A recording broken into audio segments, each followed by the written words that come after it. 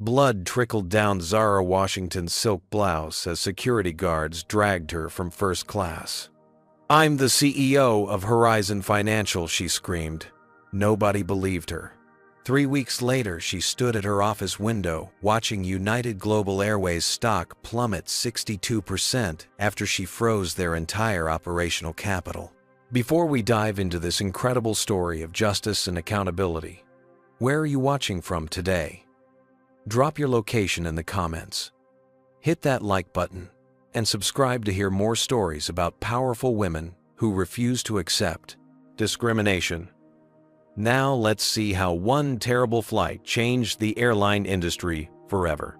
Zara Washington checked her Patek Philippe watch as she settled into seat 3A on United Global Airways Flight 847. The Monday morning flight from Atlanta to San Francisco would get her to Silicon Valley just in time for her keynote address at the National Financial Technology Conference. At 39, Zara had transformed Horizon Financial from a struggling local bank into America's largest Black-owned financial institution, with assets exceeding $42 billion. The flight attendant, Heather Bailey, moved through the first-class cabin with pre-departure beverages stopping at every seat except Zara's. When Heather returned to the galley, Zara pressed her call button. No response. She pressed it again. 5 minutes later, Heather approached with visible annoyance. "Yes," she asked curtly without making eye contact. "I'd like a sparkling water, please," Zara requested politely. "We'll serve beverages once we're airborne," Heather replied immediately, turning toward the white male passenger across the aisle. "Can I get you another scotch, Mr. Montgomery?" Zara watched silently as Richard Montgomery, a middle-aged executive in an expensive but poorly fitted suit, accepted his third drink with a smug smile. She took a deep breath and returned to reviewing her presentation notes. The pattern continued after takeoff. Heather attentively served white passengers while repeatedly forgetting Zara's requests. When meal service began, Zara discovered her pre-ordered vegetarian option wasn't available. "I specifically requested a vegetarian meal when I booked this flight 3 weeks ago," Zara explained. Heather sighed dramatically. "We don't always have all the special meals. Maybe you should have brought your own food if you have special requirements." From across the aisle, Richard Montgomery snorted. "Some people just don't understand how things work," he said loudly. "First class has standards. Not everyone belongs here." Several passengers glanced uncomfortably between Montgomery and Zara, but no one spoke up. A young woman 3 rows back, Maya Peterson, quietly began recording the interaction on her phone. "I'm simply requesting the meal I ordered," Zara stated calmly, maintaining her professional demeanor despite the growing tension. Montgomery's voice grew louder. "Flight attendant, I find this passenger disruptive. My company spends millions with United Global. I shouldn't have to tolerate this kind of disturbance." Heather nodded sympathetically to Montgomery before turning to Zara. "Ma'am, I need you to lower your voice and stop causing problems." "I haven't raised my voice once," Zara responded, bewildered by the mischaracterization. Heather leaned closer, whispering harshly, "Look, we both know how this goes. Don't make a scene, or there will be consequences." Zara sat stunned at the thinly veiled threat as Heather walked to the forward phone. Minutes later, the aircraft door opened and 3 security officers boarded. All white men, they marched directly to Zara's seat. "Ma'am, we need you to gather your belongings and come with us," the lead officer stated loudly. Zara maintained her composure. "There must be some mistake. I've done nothing wrong. We've received reports that you're being disruptive and threatening." "Stand up now," the officer demanded. "This is absurd. I'm Zara Washington, CEO of Horizon Financial. I'm flying to deliver a keynote address at—" The officer cut her off with a dismissive laugh. "Right, and I'm Warren Buffett. Stand up now or we'll assist you." Zara reached for her handbag to retrieve her identification, but the movement was misinterpreted. 2 officers grabbed her arms, while the third wrenched her from the seat. The sudden force sent her lurking forward, causing her forehead to strike the seat in front of her. "Stop. You're hurting me," Zara gasped as they twisted her arms behind her back, applying handcuffs with unnecessary tightness.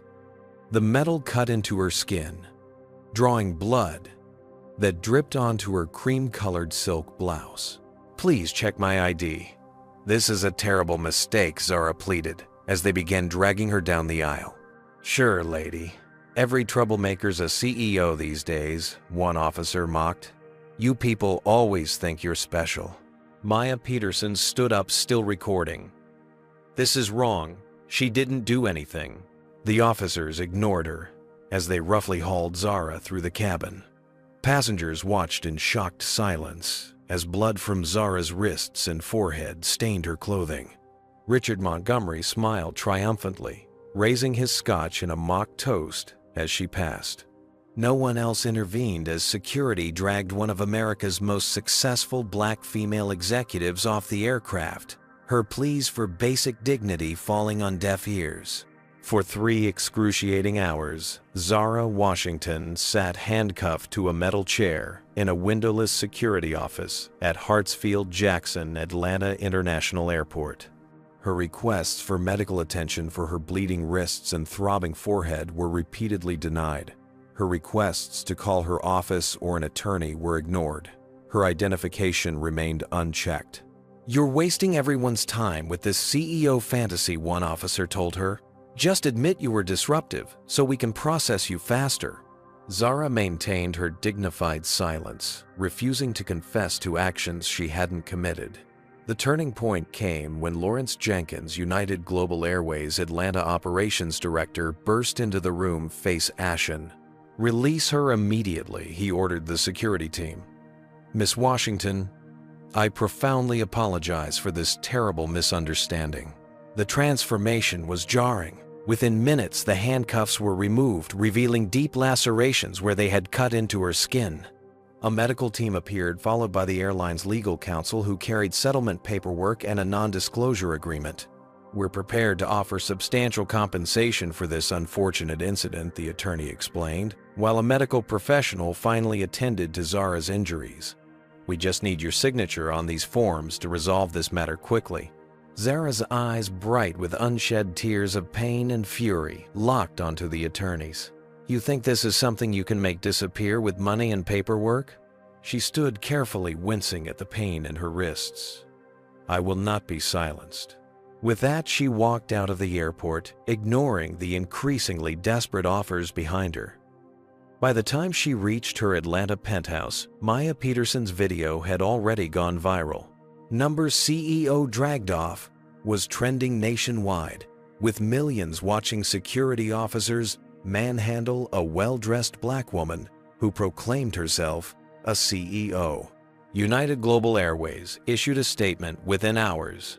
"We regret the misunderstanding that occurred on Flight 847 this morning. We are reviewing the incident and reaffirming our commitment to treating all passengers with respect." The generic response only fueled public interest. Initial coverage framed the story as another instance of airline overreaction, regrettable but routine, in an industry known for customer service failures. Then, journalists began investigating the identity of the woman in the video. By evening, the story had evolved dramatically. Business networks ran Zara Washington's impressive biography alongside the viral footage, Harvard MBA with highest honors, former Wall Street wunderkind who left to revitalize her grandmother's struggling community bank, the financial genius who transformed Horizon Financial from a single branch operation into a national powerhouse with innovative banking solutions for underserved communities, the youngest person and only the second black woman ever to serve on the Federal Reserve's Advisory Council. The contrast between Zara's actual identity and how she was treated sparked national outrage. Financial publications questioned how airline staff could fail to recognize one of the most prominent figures in American banking. Civil rights organizations pointed to the incident as evidence of persistent discrimination in commercial aviation. Meanwhile, Gordon Phillips, United Global Airways' CEO, appeared on CNBC visibly irritated by questions about the incident. "These things happen in a complex operation like ours," Phillips said, with a dismissive wave. Miss Washington was perceived as disruptive by our staff, who followed standard protocols. "We've offered her appropriate compensation." When pressed about why staff didn't simply verify Zara's identity, Phillips bristled. "Our employees make split-second decisions based on passenger behavior, not claimed status. Anyone can say they're important." For 48 hours, Zara remained silent, recovering at home, while social media exploded with speculation, and United Global's stock began a steady decline. When she finally emerged, it wasn't with an angry tirade or teary account. Instead, Zara appeared on CNN in a tailored burgundy suit that concealed her bandaged wrists, her composure absolute, as she methodically recounted the events. "I was not removed from that aircraft because of my behavior," she stated calmly. "I was removed because a flight attendant and fellow passenger decided a black woman didn't belong in first class, regardless of the ticket in her hand or the accomplishments on her resume." She presented medical records documenting her injuries and played additional footage from Maya Peterson that showed Montgomery's provocative comments and Heather's preferential treatment of white passengers. "This isn't about one bad employee or one terrible flight," Zara concluded. "This is about systemic patterns of discrimination that persist because corporations calculate that settlements are cheaper than meaningful change." The interview shifted public discourse from an isolated incident to questions about United Global Airways' corporate culture. Investors took notice. By market close, the airline's stock had dropped 8%, with analysts questioning whether the company's handling of the situation revealed deeper management problems. What no one yet realized was that Zara Washington wasn't simply fighting for personal vindication. She was strategically positioning for a response that would send shockwaves through corporate America. Zara Washington didn't achieve unprecedented success in financial services by reacting impulsively. While public attention remained fixed on her CNN interview, she activated her extensive network of corporate leaders, legal experts, and investigative professionals. "I want to understand if my experience was an anomaly or indicative of something systemic at United Global Airways," she told her executive team during a private strategy session at Horizon Financial's headquarters. "Let's gather facts before determining our next steps." Within days, a discreet but comprehensive investigation was underway. Former airline employees contacted through financial industry connections began sharing troubling accounts of United Global's internal practices. A retired human resources manager provided training materials that categorized passengers by revenue potential and risk factors with thinly veiled racial indicators. 3 former flight attendants described an unofficial watch list for passengers who don't match the premium class profile. Most damaging was the confidential database of passenger incidents obtained by Zara's investigative team. It revealed that black passengers were 4 times more likely to be removed from United Global flights than white passengers.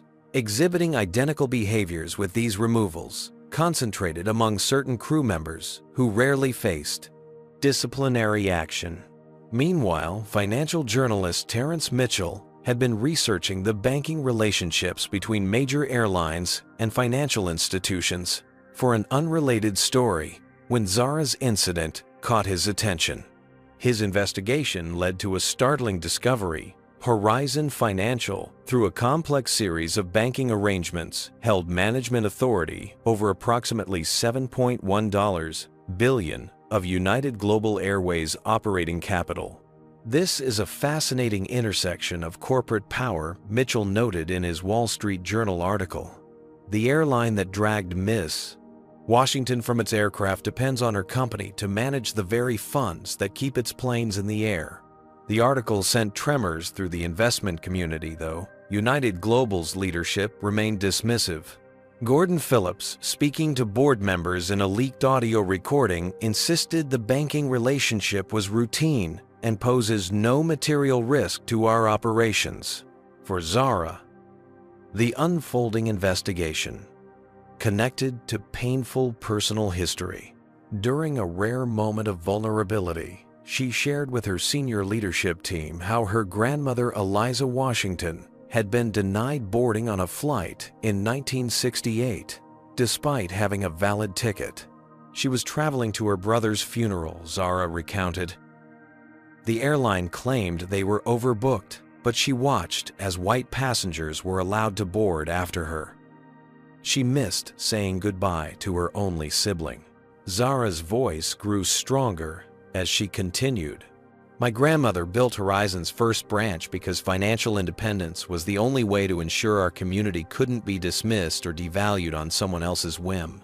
That legacy guides everything we do.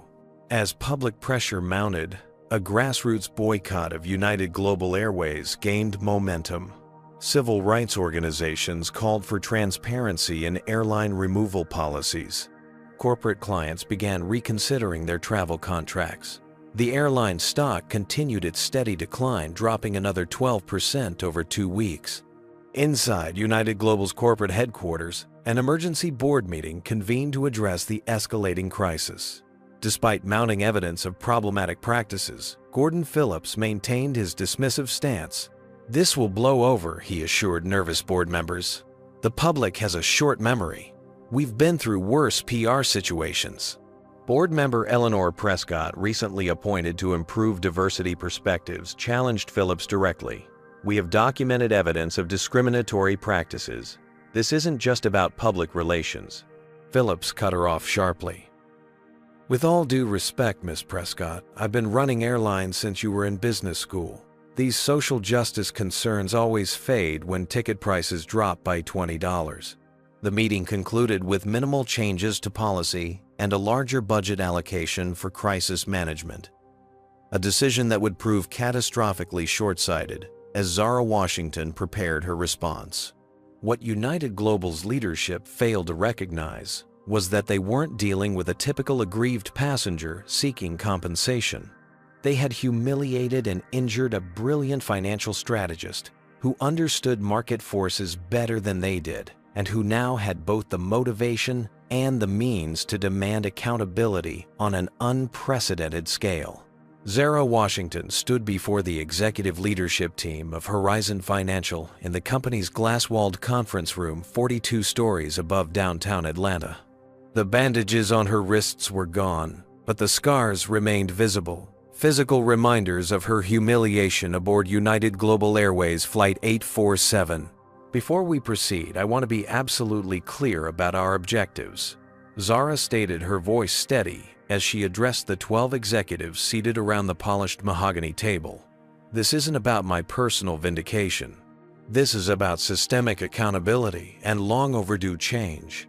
Marcus Daniels, Senior Vice President of Operations and Zara's mentor since her early banking days, leaned forward with concern etched across his face.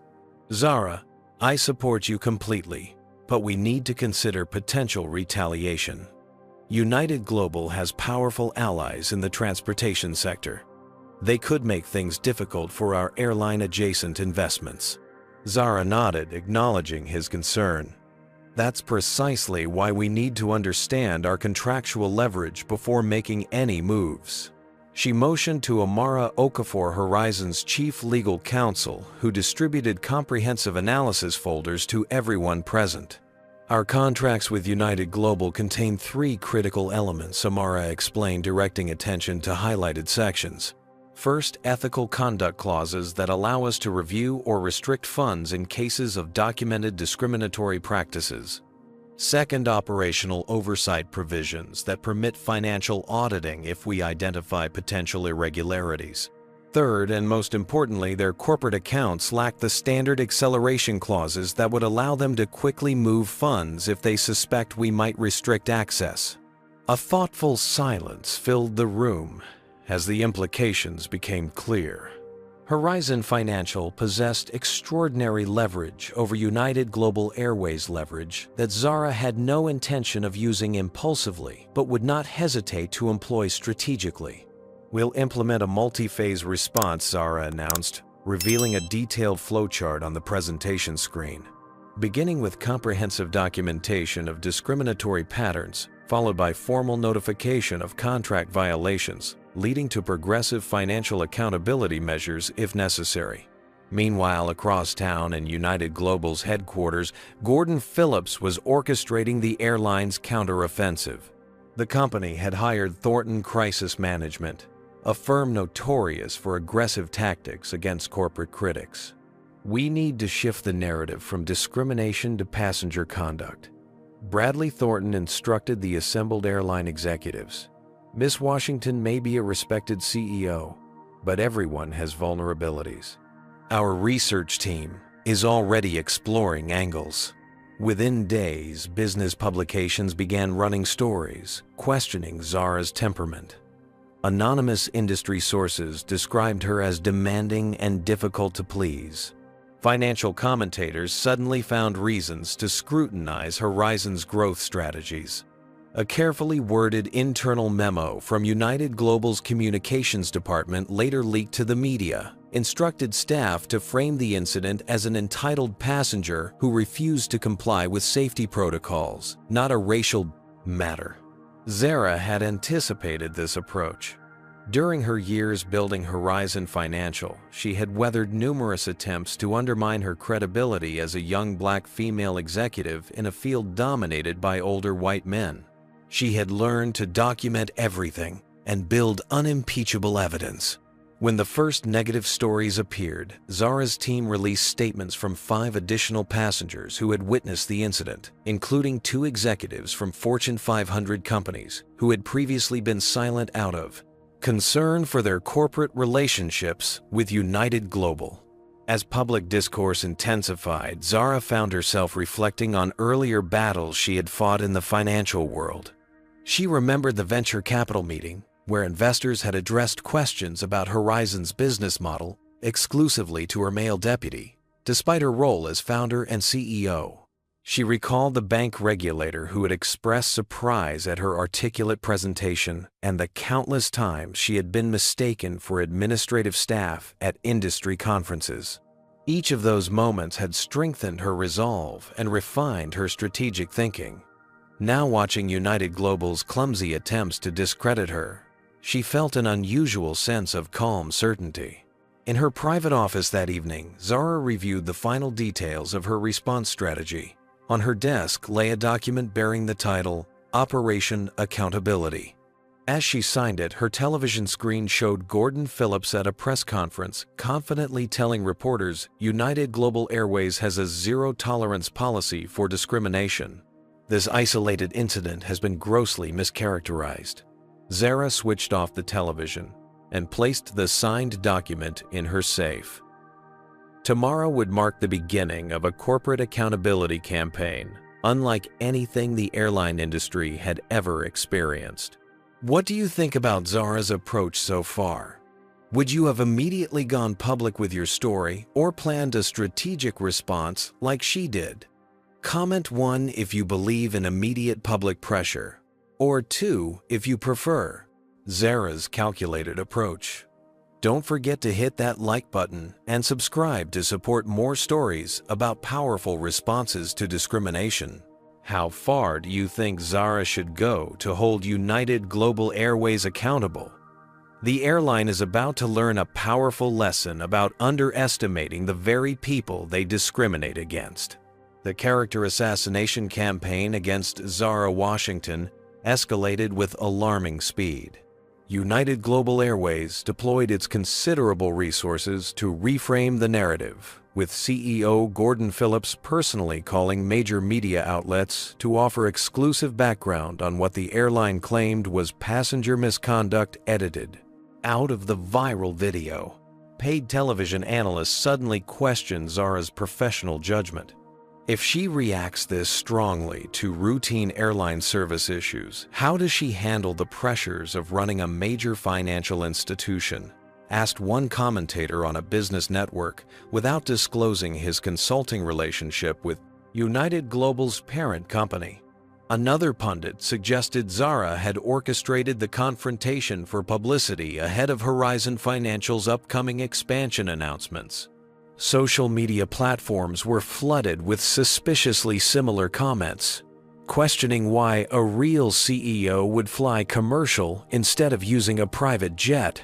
Wall Street initially responded to the controversy with a predictable dip in United Global's stock price.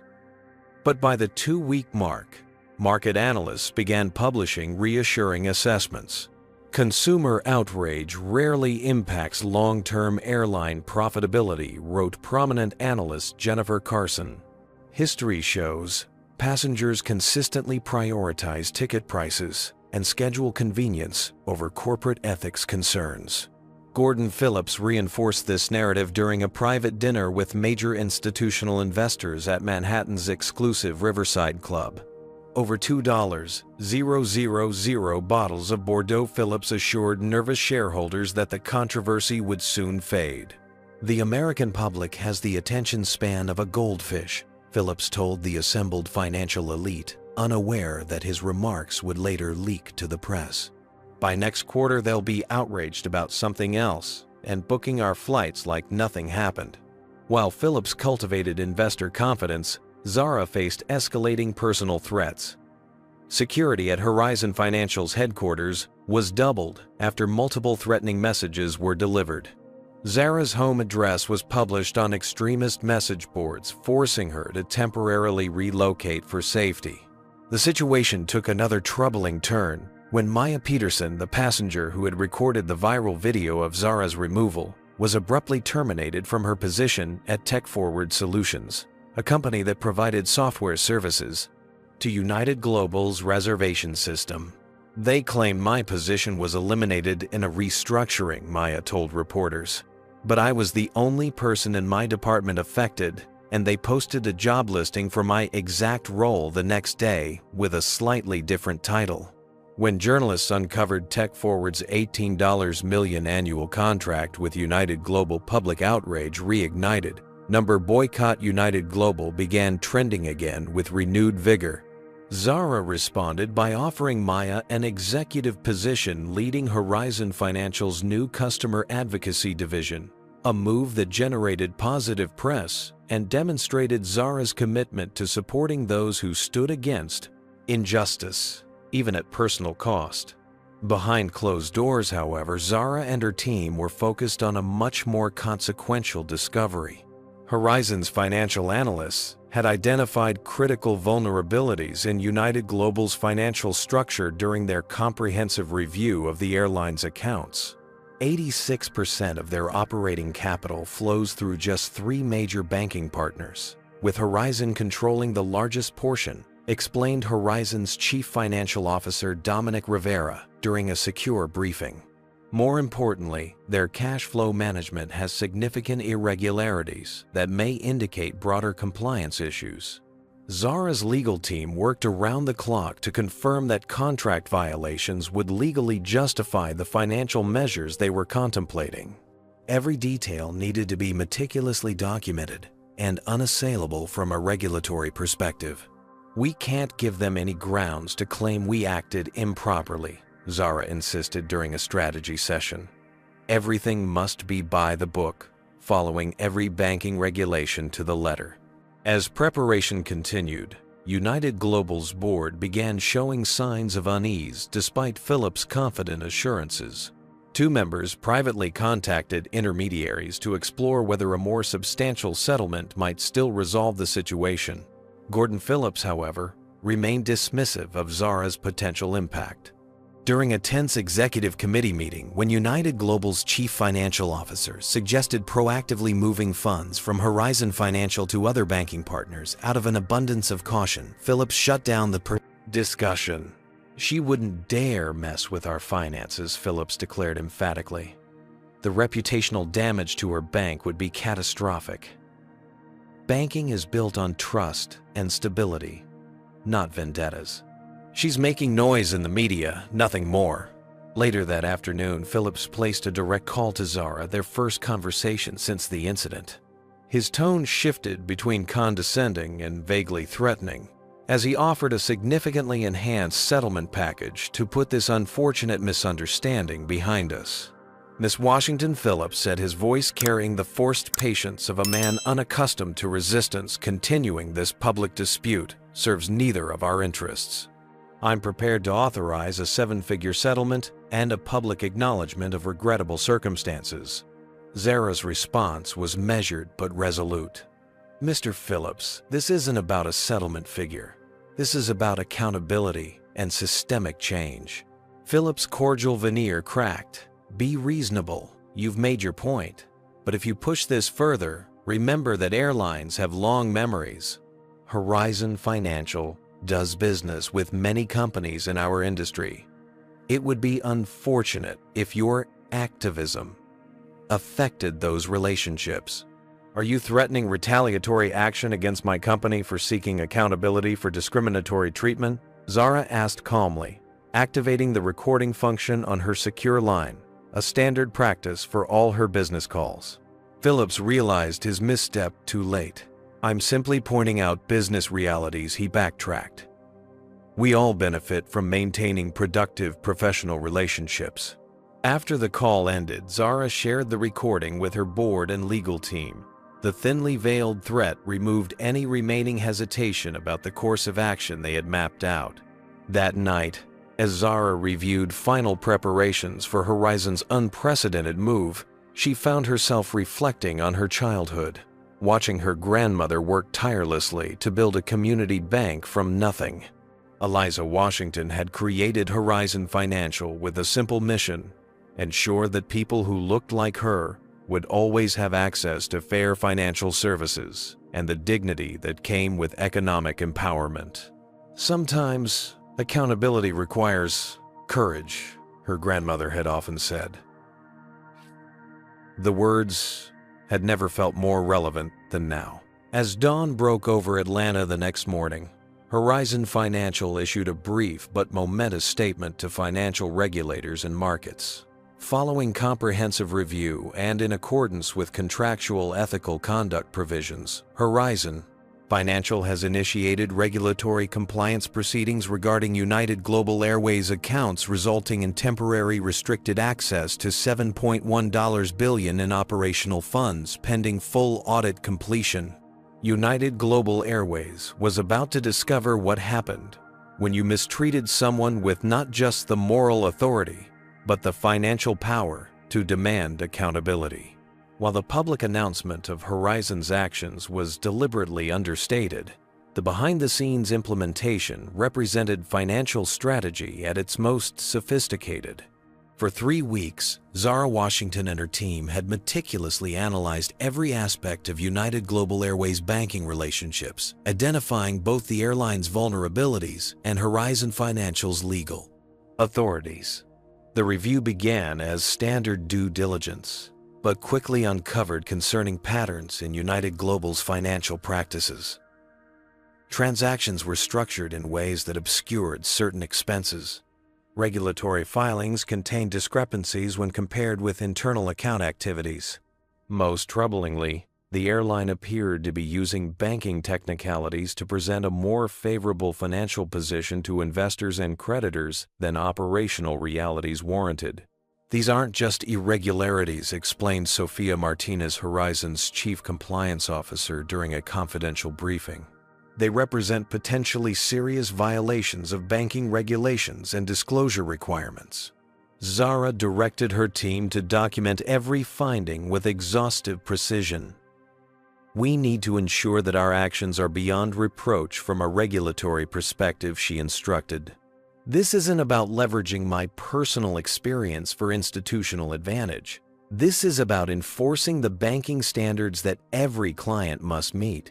The process culminated in a comprehensive 400-page report delivered simultaneously to the Federal Reserve, the Banking Commission, and United Global Airways Board of Directors. The document detailed specific violations of banking regulations, contractual obligations, and financial disclosure requirements, with an appendix containing supporting evidence for each claim. United Global initially misinterpreted Horizon's intensive review as routine compliance work. Even when questioned about increased scrutiny of their accounts, the airline's financial officers assumed it was related to new banking regulations rather than a targeted examination. This complacency shattered when Gordon Phillips received an urgent call from United Global's treasurer on a Wednesday morning. "What do you mean, funds unavailable?" Phillips demanded, his voice rising with each word. "That's not possible. We have over $7 billion in those accounts." "The funds are still there," the treasurer explained, panic evident in his voice, "but they've been placed in regulatory review escrow. We can't access them until Horizon completes its compliance audit." Phillips immediately called Zara, abandoning all pretense of professional courtesy. "This is outrageous. You've overstepped your authority and violated banking ethics. Our legal team will bring—" Mr. Phillips, Zara interrupted calmly. "Horizon Financial is exercising its contractual and regulatory obligations based on documented compliance concerns. The detailed report delivered to your board outlines each specific violation and the corresponding regulatory authority for our actions." "This is personal retaliation and you know it," Phillips snarled. "Every action we've taken is standard banking procedure when identifying the compliance issues detailed in our report," Zara replied evenly. "If you believe we've acted improperly, you're welcome to appeal to regulatory authorities. In fact, we've already submitted our documentation to them to ensure full transparency." Phillips slammed down the phone and immediately summoned his executive team. The implications were becoming terrifyingly clear. United Global Airways operated on carefully calibrated cash flow management. Without access to their primary operational accounts, they would face immediate challenges, meeting daily expenses from fuel purchases to employee payroll. While Phillips scrambled to assess the damage, Zara continued her methodical approach. Throughout the night, she worked with her senior team to ensure every aspect of the financial restrictions was properly implemented. As she reviewed transaction records into the early morning hours, her mind drifted to childhood memories of sitting in her grandmother's small bank office watching Zara Washington carefully explain to community members why financial discipline mattered. "Banking isn't just about money," her grandmother would say. "It's about trust, accountability, and building systems that work fairly for everyone." Those principles had guided Horizon Financial's growth from a single branch to a national institution. Now, they would guide its most consequential regulatory action. By morning, the full impact of Horizon's move became evident across financial markets. United Global Airways announced emergency flight cancellations as fuel suppliers aware of the bank's actions demanded immediate cash payments the airline couldn't provide. Credit rating agencies issued warning alerts about the company's liquidity position.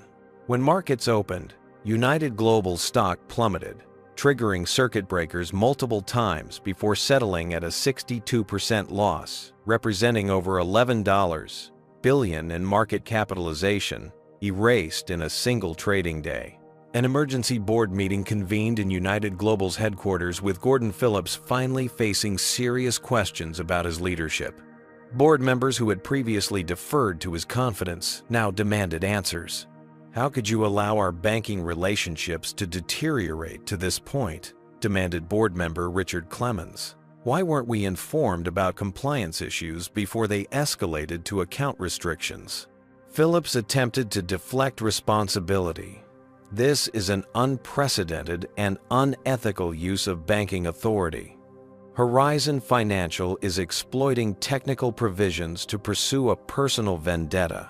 The report they submitted cites 17 specific regulatory violations, countered Eleanor Prescott. "Are you saying those findings are fabricated?" As the board meeting deteriorated into accusations and recriminations, United Global's legal team was preparing aggressive legal action against Horizon Financial. But their efforts faced an unexpected obstacle. The documentation Horizon had submitted to regulators was so thorough and the violations so clearly substantiated that initial judicial review indicated limited grounds for emergency.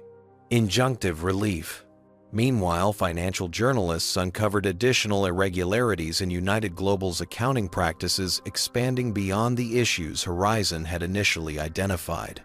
What had begun as scrutiny of the airline's banking practices was evolving into broader questions about its financial management and corporate governance. Public perception shifted dramatically. Business publications that had initially questioned Zara's motives now portrayed her as a corporate watchdog whose personal experience had exposed systemic problems. Civil rights organizations pointed to the situation as evidence that meaningful accountability was possible when institutions backed moral principles with concrete action. Amid the escalating crisis, Zara received a call from the United States Treasury Secretary concerned about potential impacts on national transportation infrastructure if United Global's operations collapsed entirely. Miss Washington, the Secretary, began, while I respect your company's regulatory authority, we need to consider the broader economic implications. United Global connects over 200 American cities. Their failure would impact millions of travelers and thousands of jobs. The conversation placed Zara in a difficult position. She believed absolutely in the necessity of accountability, yet recognized the potential collateral damage of a major airline's collapse. The challenge now was balancing justice for discriminatory practices against broader economic considerations, a complex equation with no easy solution. As Zara prepared for negotiations that would determine not just United Global's future, but potentially establish a new paradigm for corporate accountability, she remained guided by her grandmother's wisdom. True power lay not in the ability to destroy, but in the courage to demand better systems for everyone. By sunrise, the day after Horizon Financial froze, United Global's funds, the airline industry faced an unprecedented crisis. United Global Airways, which operated over 4,800 flights daily across 5 continents, announced immediate cancellations of 60% of its routes. Tens of thousands of passengers found themselves stranded as the airline's operational capacity collapsed. Inside United Global's operations center, controlled chaos reigned.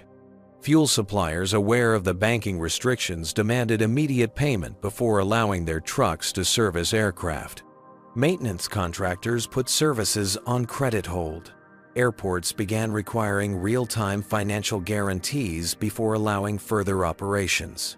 "We need immediate liquidity," declared United Global's chief operating officer during an emergency meeting.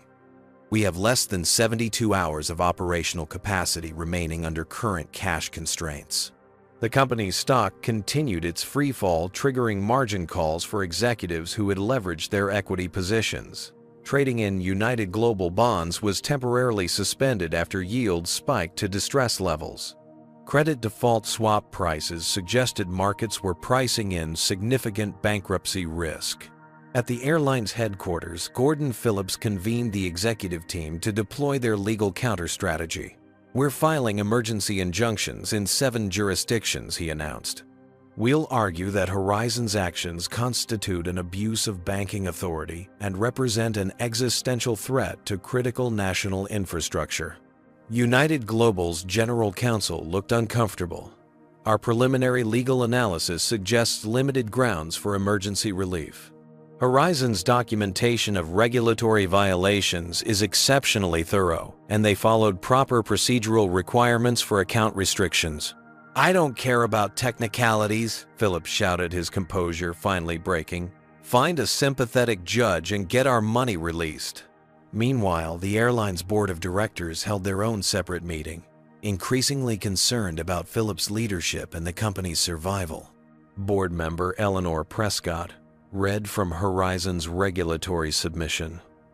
"These aren't minor technical violations. There are serious questions about financial reporting accuracy and compliance with banking regulations." Another board member, James Harrison, who had initially supported Phillips, now voiced concern. "Why weren't we informed about these compliance issues before they escalated to this point?" This report identifies problems dating back 1841. Months. As United Global's leadership fractured under pressure, financial journalists began uncovering additional problems beyond what Horizon had initially documented. Business news channels reported that the airline had been using complex accounting techniques to present a more favorable debt position to investors than operational realities warranted. Regulatory filings appeared to contain material discrepancies when compared with internal financial documents leaked by concerned employees. Public discourse shifted dramatically. What had begun as a story about racial discrimination on an airline had evolved into a broader narrative about corporate accountability and financial transparency. Opinion pieces questioned whether United Global's treatment of Zara Washington had simply been the visible symptom of a corporate culture that disregarded rules and ethical standards across all aspects of its operations. At Horizon Financial, Zara maintained her methodical approach, despite intense pressure from multiple directions. Her phone rang constantly, with calls from airline industry executives, government officials, and financial regulators concerned about potential systemic impacts. United Global's unions requested urgent meetings, worried about employee paychecks. Consumer advocacy groups sought guidance on behalf of stranded passengers. "We need to balance accountability with pragmatic solutions," Zara told her executive team during a strategy session. "Our goal isn't to destroy United Global Airways, but to ensure meaningful, verifiable change." Her resolve was tested when United Global's legal team filed a $12 billion lawsuit against Horizon Financial, claiming tortious interference with business operations and abuse of banking authority. Though legal experts questioned the suit's merit, the action represented a significant escalation in the corporate conflict. The situation reached a critical turning point when the Treasury Secretary, in consultation with transportation officials and financial regulators, requested a three-way meeting between government representatives, United Global's board, and Horizon Financial's leadership. "The national economic interest requires a structured resolution," the Treasury Secretary explained in her request. "We need to address legitimate compliance concerns while preventing transportation system disruption." As preparations for the high-stakes meeting began, Gordon Phillips made a final desperate attempt to regain control of the narrative. During a CNBC interview, he portrayed United Global as the victim of banking overreach, motivated by personal grievance rather than legitimate compliance concerns. When pressed about the discrimination that had sparked the conflict, Phillips responded dismissively. "One isolated service issue has been leveraged into a financial assault on America's largest airline. Miss Washington is using her banking position to pursue a personal vendetta at the expense of millions of travelers." The statement backfired dramatically when three former United Global executives came forward with accounts of systemic discriminatory practices they had observed or been instructed to implement during their tenures. One former vice president produced internal emails directing staff to provide enhanced scrutiny to passengers who didn't match the premium customer profile, language widely interpreted as coded discrimination. By the time the Treasury Department meeting was scheduled, United Global's board had begun private discussions about leadership changes. Phillips remained publicly defiant, but his position had been critically weakened by the company's financial vulnerability and emerging evidence of broader corporate governance failures. The confrontation that had begun with security officers dragging a black female CEO from an aircraft had evolved into a watershed moment for corporate accountability. As financial markets, government officials, and the public watched closely, the outcome would potentially establish new precedents for the consequences of discriminatory practices and financial mismanagement. For Zara Washington, the situation represented both tremendous responsibility and unprecedented opportunity to create meaningful change. As she prepared for the Treasury Department negotiations, she remained focused on her core objective, ensuring that what had happened to her would lead to systemic improvements that benefited everyone, not just another confidential settlement that preserved problematic status quos. The principles her grandmother had established when founding Horizon Financial had never seemed more relevant. Economic systems only functioned properly when they worked fairly for all participants. Sometimes that required the courage to disrupt broken patterns, even when doing so created short-term turbulence. The Treasury Department's conference room carried the weight of history in its mahogany paneling and portraits of past secretaries. As Zara Washington entered, accompanied by her chief legal counsel and Horizon Financial's chairman, she felt the gravity of the moment. This wasn't just about her personal experience or even United Global Airways. This meeting would potentially establish new precedents for corporate accountability in America. Across the polished table sat Gordon Phillips, flanked by United Global's general counsel and 3 board members. Their expressions ranged from Phillips' barely contained hostility to the visible anxiety of board member Eleanor Prescott. Between the 2 corporate delegations sat Treasury Secretary Diana Chen and representatives from the Transportation Department and Federal Aviation Administration. Secretary Chen opened the proceedings with characteristic directness. We face an unprecedented situation with significant implications for our financial and transportation systems. Our goal today is a resolution that addresses legitimate concerns while preserving essential services. Gordon Phillips immediately seized the offensive. With respect, Madam Secretary, this entire crisis was manufactured. Horizon Financial has weaponized its banking authority to pursue a personal vendetta. We demand immediate release of our operational funds and appropriate regulatory review of this banking overreach. Zara maintained her composure, allowing Phillips to continue his increasingly agitated monologue. When he finally paused, she addressed the officials rather than responding directly to Phillips. Horizon Financial executed its regulatory obligations based on documented compliance failures, she stated, calmly sliding copies of a bound report toward the government representatives. This updated assessment identifies 23 specific violations of banking regulations and accounting standards, each thoroughly documented with supporting evidence. She continued methodically, "These aren't technical formalities. They represent serious concerns about financial reporting accuracy, regulatory compliance, and potential misrepresentation to investors. Our actions followed precisely the protocols established by banking authorities for such situations." United Global's general counsel attempted to redirect the discussion toward the airline's operational crisis. Regardless of any compliance questions, the immediate restriction of $7.1 billion in operational funds represents an existential threat to critical national infrastructure. Over 70,000 employees and millions of travelers are being impacted. Treasury Secretary Chen studied Horizon's documentation carefully before responding. These compliance concerns appear substantive and were submitted through proper channels. However, I'm troubled by the timing, which suggests the enforcement action may have been accelerated by personal factors. The incident aboard United Global Flight 847 didn't create these compliance problems. Zara replied evenly. It simply prompted closer scrutiny that revealed existing issues. Had Mr.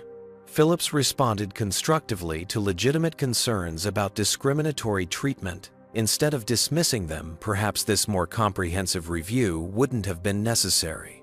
The discussion progressed through technical details of banking regulations and airline operations, with government officials attempting to identify a path forward that addressed both legitimate compliance concerns and transportation continuity needs.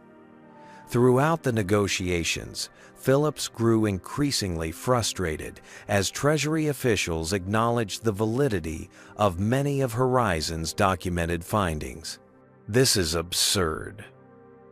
Phillips finally erupted after 3 hours of discussion. "We're entertaining this regulatory overreach because the banking system is being manipulated by someone who couldn't handle routine airline service issues. Some people are just too sensitive about everything these days." The room fell silent at the inappropriate outburst. Transportation Secretary William Hernandez, who had been largely observant until this point, leaned forward. "Mr. Phillips, are you suggesting Miss Washington's experience wasn't about racial discrimination?" "Look," Phillips retorted impatiently, "we can't restructure the entire airline industry every time someone feels slighted. The fact is, some passengers cause problems, and our staff make judgment calls. If certain people would just follow instructions instead of always playing the race card." "Gordon, stop!" Eleanor Prescott interrupted sharply, her expression horrified. "That's enough." Phillips realized too late the damage his words had done. Treasury Secretary Chen's expression had hardened, while the other government officials exchanged concerned glances. "I believe we need a brief recess," Secretary Chen announced. "United Global's representatives may wish to confer privately." As officials and Horizon's team left the room, United Global's board members remained with Phillips. The ensuing conversation, though, behind closed doors, was reportedly intense. When the meeting reconvened 30 minutes later, Phillips was noticeably absent. Eleanor Prescott addressed the gathering with newfound authority. "On behalf of United Global Airways Board of Directors, I must inform you that Gordon Phillips has been placed on immediate administrative leave pending review. As newly appointed interim CEO, I'm authorized to pursue a comprehensive resolution addressing both the specific incident involving Ms. Washington and the broader compliance issues Horizon Financial has identified. The shift transformed the negotiations. Over the next 4 hours, with Phillips removed from the equation, the discussions evolved from adversarial positioning to constructive problem-solving." Elaine Cardoza, United Global's new interim CEO, acknowledged both the discriminatory treatment Zara had experienced and the legitimacy of the compliance concerns Horizon had documented. "United Global Airways failed on multiple levels," Cardoza stated, with remarkable candor. "We failed, Miss Washington. As a passenger, we failed our regulatory obligations as a corporation. And we failed our own stated values as an organization. Today marks the beginning of comprehensive transformation. The resulting agreement was unprecedented in its scope and specificity.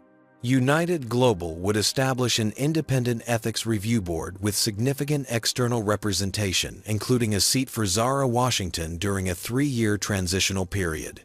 The airline would implement comprehensive anti-discrimination training for all customer-facing staff with transparent metrics and third-party evaluation of effectiveness. United Global would create an executive-level diversity officer position reporting directly to the CEO with authority to implement structural changes. The company would provide financial compensation to Zara Washington for the discriminatory treatment she had experienced, with the amount remaining confidential at her request.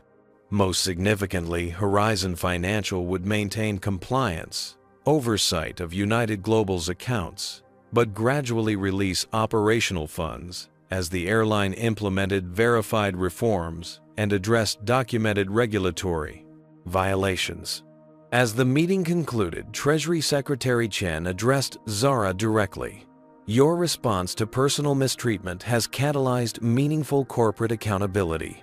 That's remarkably rare and important." Zara's reply reflected both her professional focus and personal values. Financial systems and transportation systems only function properly when they operate fairly for everyone. Sometimes achieving that requires uncomfortable disruption. As she left the Treasury Department that evening, Zara knew that the framework established would potentially influence corporate behavior far beyond a single airline.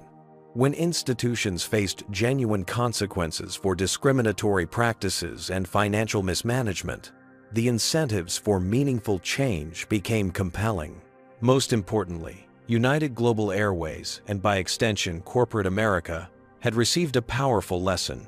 Underestimating someone because of their race or gender didn't just reflect moral failure. In a world where financial power and information moved with unprecedented speed, it could also represent catastrophic strategic misjudgment. 6 months after the historic Treasury Department negotiations, Zara Washington stood at the window of her corner office, in Horizon Financial's headquarters, watching a United Global Airways plane climb into the Atlanta sky. The airline's aircraft no longer triggered the visceral reaction she had experienced during the initial weeks after her traumatic removal from Flight 847. United Global Airways had undergone a remarkable transformation under Elaine Cardoza's leadership.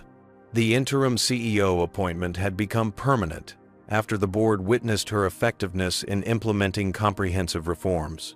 Gordon Phillips had officially retired 2 weeks after being placed on administrative leave, though financial publications noted his departure package was significantly smaller than standard executive severance arrangements. The changes at United Global extended far beyond leadership. The airline had implemented what industry analysts now referred to as the Washington Standards, a comprehensive framework for anti-discrimination policies, employee training, and corporate accountability that exceeded anything previously seen in commercial aviation. Every customer-facing employee underwent intensive training designed by diversity experts in collaboration with civil rights organizations. Flight crews received specific instruction on recognizing and addressing unconscious bias. Most significantly, the company established transparent reporting systems that track discrimination complaints and resolution outcomes with results publicly available on the airline's website. They've created the new gold standard for the industry, noted Aviation Weekly in a feature article. What began as a crisis has evolved into a blueprint for transformation. The financial relationship between United Global and Horizon had normalized as the airline fulfilled its compliance obligations. The $7.1 billion in operating capital had been progressively released as United Global addressed the regulatory violations Horizon had identified. The process had revealed additional financial reporting issues that, once corrected, actually improved the airline's long-term stability. Zara had used her personal settlement. The amount remained confidential at her insistence to establish the Washington Transportation Equity Foundation, which provided support and seed funding for minority entrepreneurs developing innovations in transportation services and technology. Maya Peterson, the passenger who had recorded the viral video of Zara's removal, now directed Horizon Financial's Corporate Responsibility Division, implementing accountability frameworks for the bank's corporate clients. Her department had become a model for the financial industry, demonstrating how banks could incorporate ethical standards into their business relationships without sacrificing profitability. "What happened to you transformed an entire industry," Maya told Zara during their weekly strategy meeting. Airlines across the country are preemptively implementing similar reforms. Indeed, major carriers had recognized the business advantages of United Global's new approach. After initial skepticism, airline executives had been surprised to discover that comprehensive anti-discrimination policies and transparent accountability systems actually improved customer satisfaction and employee retention. United Global's stock had recovered most of its losses as investors recognized the company's strengthened corporate governance and ethical positioning. The most meaningful moment for Zara came 3 months after the negotiations, when she arranged for her grandmother, now 87 years old, to fly first class on United Global from Atlanta to Chicago for a family wedding. Zara Washington had been skeptical, remembering her own painful experience with airline discrimination decades earlier. But she had agreed after Zara explained the structural changes the company had implemented. Zara had watched from the terminal as the United Global crew treated her grandmother with impeccable respect and attention. The flight attendant, a young black woman named Jasmine, who had been hired during the airline's post-crisis recruitment expansion, had personally ensured Eliza's comfort throughout the journey. "That girl told me about the new training they get," Eliza had reported afterward. She said, "Everyone at the company knows the Zara Washington story. It's part of their orientation now, how one woman's courage changed everything." Now, as Zara prepared for a board meeting, her assistant informed her that her flight to New York had been confirmed on United Global Airways. Though other carriers had actively sought her business after the incident, Zara had made a point of occasionally flying United Global to personally observe their transformation. That evening, as she settled into seat 3A, the same position she had occupied on the fateful Flight 847, Zara noticed subtle but significant differences in the crew's interactions with all passengers.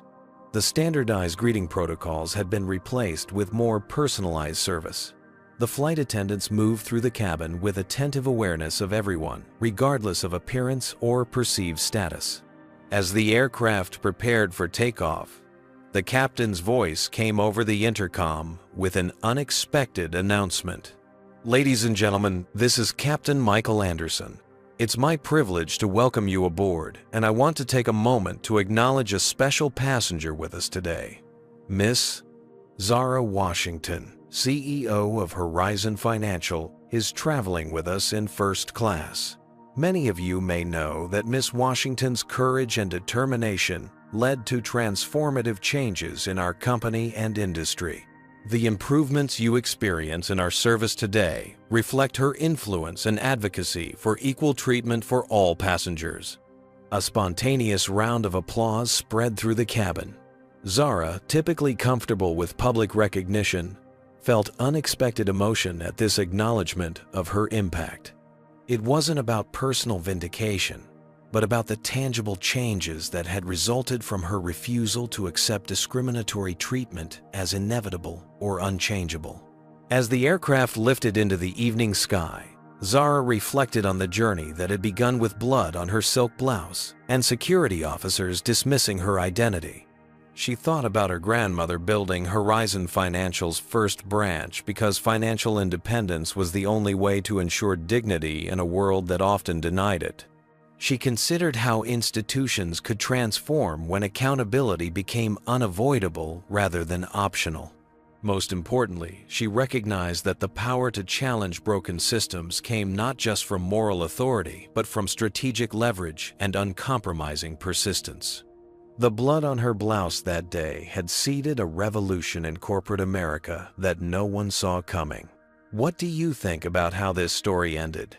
Would you have accepted a position on United Global's ethics board like Zara did? Or would you have maintained distance from the company that discriminated against you?